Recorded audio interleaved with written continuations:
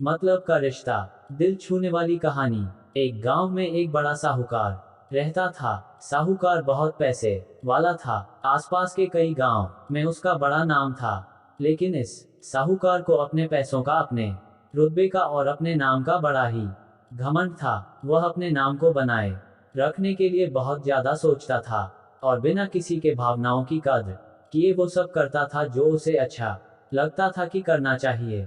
साहूकार को कई सालों बाद एक संतान प्राप्ति हुई थी।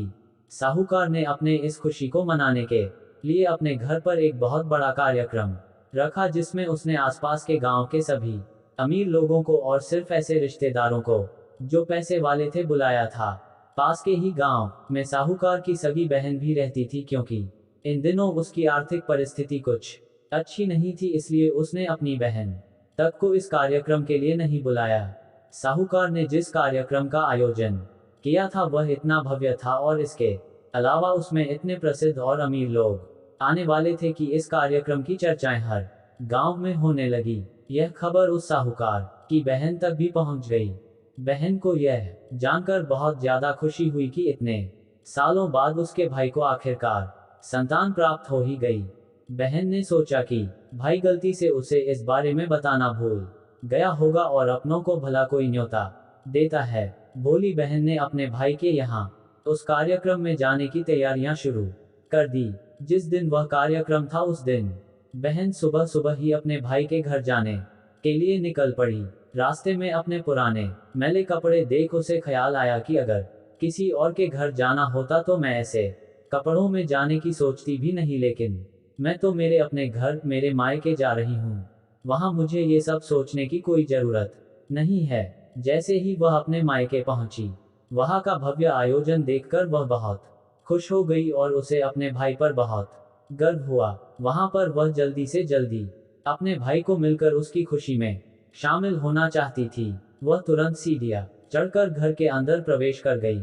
उसने देखा कि उसका भाई मेहमान के तौर पर आए सभी धनी और नामी लोगों का स्वागत करने में व्यस्त है। बहन जैसे ही अपने भाई की तरफ उससे मिलने के लिए बढ़ी, उसके भाई की नजरें उस पर पड़ गई और अपनी बहन को ऐसे मैले पुराने कपड़ों में देखकर भाई ने उससे मिलना तो दूर बल्कि तुरंत बहाना बनाकर वहां से निकल गया।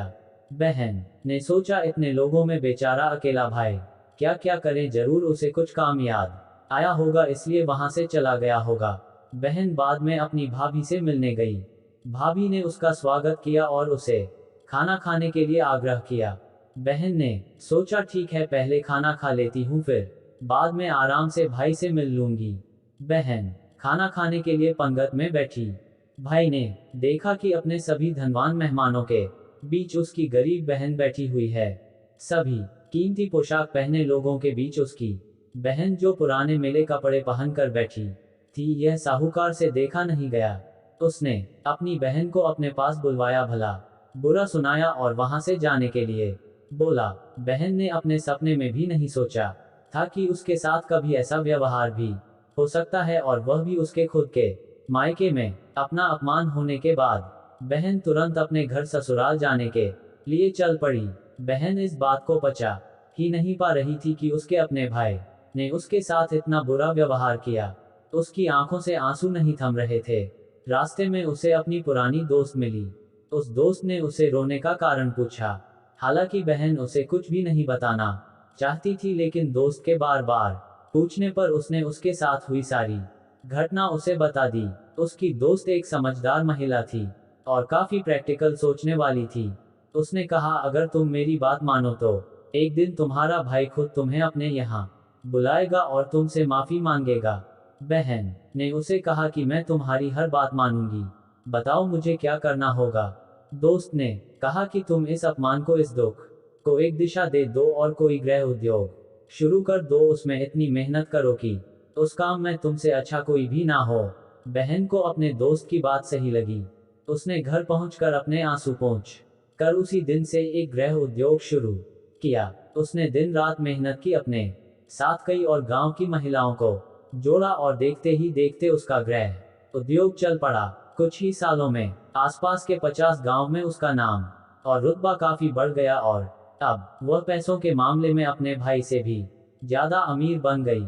भाई को जब यह पता चला कि उसकी बहन इतनी अमीर हो गई है, तो उसने सोचा कि एक बार उससे मिलकर आया जाए। वह जब अपने बहन को उसके घर मिलने पहुंचा, तो बहन ने उसका किसी राजा महाराजा की तरह स्वागत किया, उसके पसंद का खाना खिलाया। बहन का ऐसा व्यवहार देखकर भाई को अपनी पिछली गलती का एहसास हुआ, इसलिए उसने अपनी बहन को अपने घर होने वाली पूजा के लिए आमंत्रित किया। कुछ ही दिनों बाद बहन अपने भाई के यहाँ उस पूजा के लिए पहुंच गई। जैसे ही बहन अपने भाई के घर पहुंची, उसका भाई उसके स्वागत के लिए दरवाजे में ही खड़ा था। बहन अपने महंगी गाड़ी में आई थी। उसने बहुत कीमती साड़ी और उससे भी ज्यादा कीमती गहने दागिने पहन रखे थे।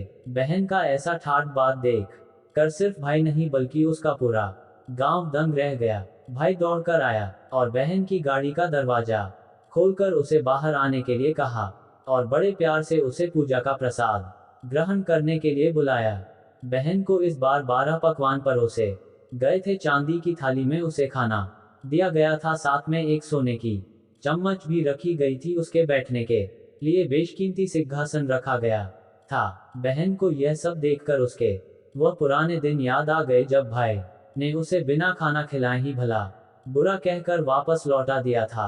बहन खाना खाने के लिए तो नहीं बैठी, लेकिन उसने अपने सारे कीमती जेवर उतारकर उस थाली के सामने रख दिए और खाने में से कुछ निवाले उन जेवरों पर रख दिए। बहन का ऐसा व्यवहार देखकर सभी हैरान थे।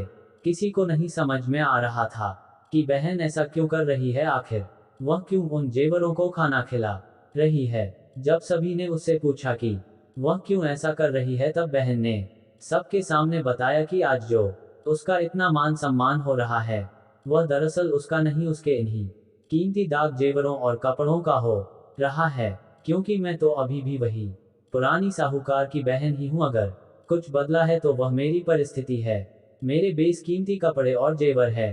भाई ने अपनी गलती का एहसास होने पर इस बार अपनी बहन के पैर पकड़ कर माफी मांगी।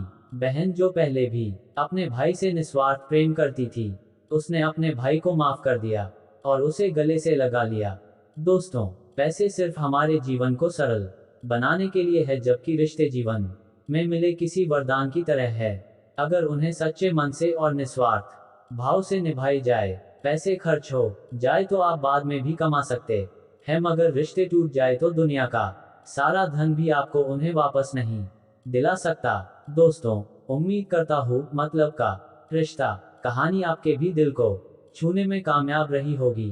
तो आप सब्सक्राइब करें, साथ में घंटी का बटन दबा ले ताकि जो भी वीडियो आए वो सबसे पहले आप तक पहुँचे।